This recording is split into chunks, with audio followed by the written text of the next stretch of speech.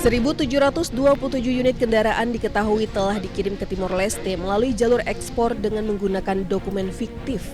Aktivitas ini sudah berlangsung sejak awal tahun 2025. Kasus ini terungkap setelah petugas menerima informasi adanya pengiriman kontainer berisi kendaraan tanpa dokumen kepemilikan sah atau hanya dilengkapi STNK. Modus operandi yang digunakan yaitu mengumpulkan kendaraan roda 2, roda 4 hingga truk dari berbagai sumber tanpa dokumen lengkap, kemudian dilengkapi dokumen ekspor fiktif dan dikirim melalui kontainer ke Timor Leste melalui pelabuhan Tanjung Priuk.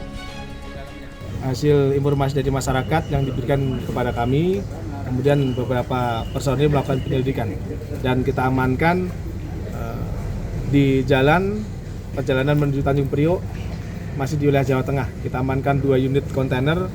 Setelah kita lakukan pemeriksaan, terbukti ada pengangkutan beberapa kendaraan roda 4 dan roda 2. Dan semuanya tanpa dilengkapi dokumen yang resmi. Dan setelah kita lakukan pengecekan, pemeriksaan beberapa saksi dan pelaku, terbukti kendaraan ini adalah kendaraan yang memang tanpa dokumen dan akan diselundupkan ke wilayah Timor Leste.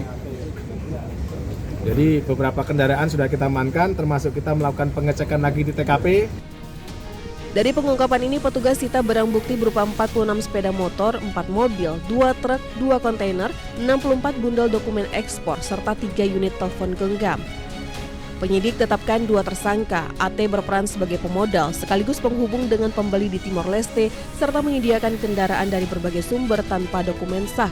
Sementara tersangka SS berperan sebagai perantara yang mencarikan jasa ekspedisi untuk pengiriman ke luar negeri. Para tersangka terancam pidana penjara paling lama 6 tahun atau denda maksimal 500 juta rupiah.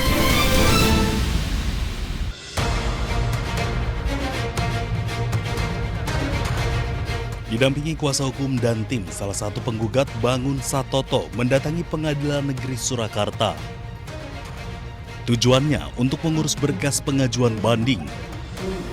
Banding diajukan secara resmi setelah majelis hakim sebelumnya menyatakan gugatan tidak dapat diterima. Hari ini kami menyatakan banding dulu.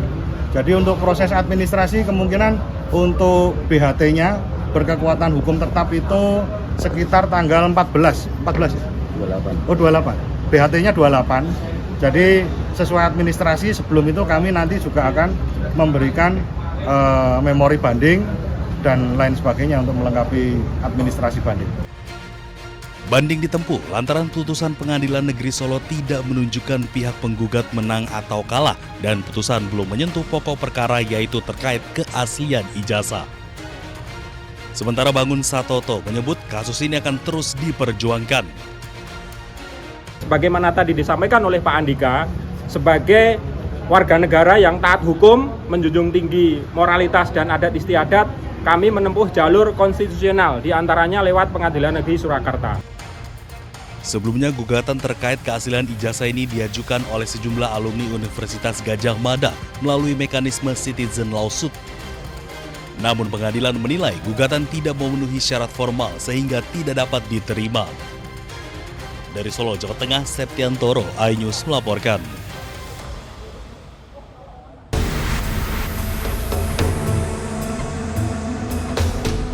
Aparat Satuan Reserse Kriminal Polres Pelabuhan Tanjung Priuk, Jakarta Utara menangkap ZF, 24 tahun, seorang pemuda yang menjadi bandar judi online. ZF tak berkutik saat dibekuk di sebuah apartemen di wilayah Jakarta Pusat. Polisi menyita sejumlah barang bukti diantaranya 2 ponsel, tampilan situs judi online, data rekening dan transaksi keuangan pelaku. Selain itu, polisi juga menemukan bukti tangkapan layar deposit dari para pemain dan uang tunai 5 juta rupiah. ZF diketahui berperan sebagai operator yang mengelola 3 situs judi online dengan menggunakan perangkat ponsel. Ia mendapatkan keuntungan dari setiap deposit yang dilakukan pemain, baik dari nilai setoran maupun presentasi keuntungan yang diperkirakan mencapai ratusan juta rupiah sejak 2024. Modusnya yang bersangkutan ini membeli beberapa nomor WhatsApp dari platform media sosial. Kemudian yang bersangkutan melakukan WA blasting ke nomor-nomor tersebut yang berisikan ajakan untuk bermain judi online dari 3 situs judi online ini.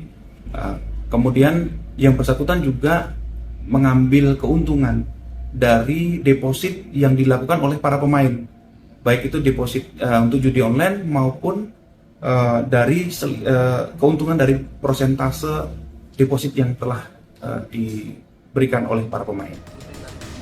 Polisi kini memburu seorang pelaku lain berinisial KZ yang diduga bersindikat dengan ZF yang kini dijerat dengan Undang-Undang ITE dengan hukuman maksimal 10 tahun penjara.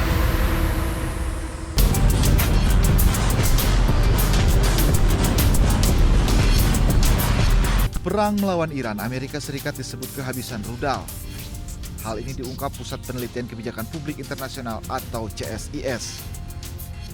Tahun 2026 sebelum perang, Amerika Serikat punya 90 stok rudal.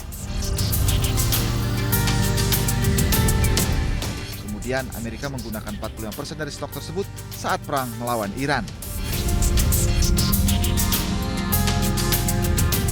Sementara stok tahun ini sebelum perang, Amerika punya 23.000 rudal Patriot. Amerika menggunakan hampir 50% rudal Patriot untuk menyerang Iran. Sementara sistem pertahanan rudal balistik, AS memiliki 360.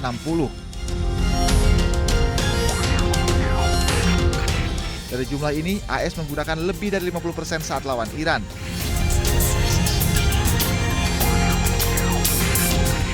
Untuk mengembalikan stok ke semula, Amerika membutuhkan waktu hingga 4 tahun.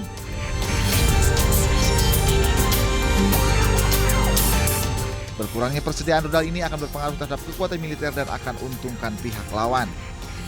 Diketahui AS Iran telah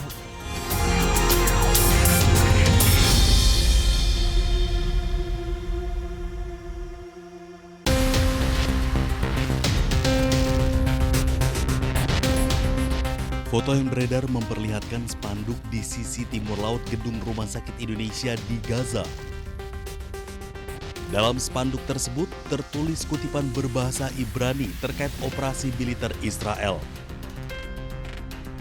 Sumber lokal menyebut kejadian ini terjadi sejak awal April saat tentara Israel masuk dan melakukan perayaan hingga ke atap gedung rumah sakit. Saat ini gedung Rumah Sakit Indonesia disebut dalam kondisi kosong tanpa aktivitas medis. Mercy Indonesia menegaskan penguasaan wilayah Gaza Utara merupakan kejahatan kemanusiaan. Mercy juga mendesak pemerintah Indonesia untuk menyampaikan protes keras sekaligus mendorong penarikan pasukan Israel dari wilayah yang diduduki.